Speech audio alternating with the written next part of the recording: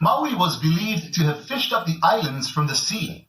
The fire goddess Pele caused powerful and unpredictable eruptions, which gave birth to new land.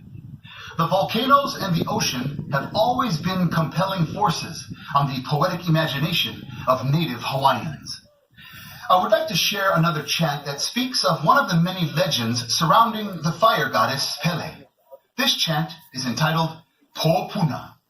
When Pele asks Hi'iaka to go to Kauai to fetch Lohiau, Pele's lover, Hi'iaka agrees to make the journey, but only if Pele promises to guard her beloved forest of lehua trees and her companion Hopoi.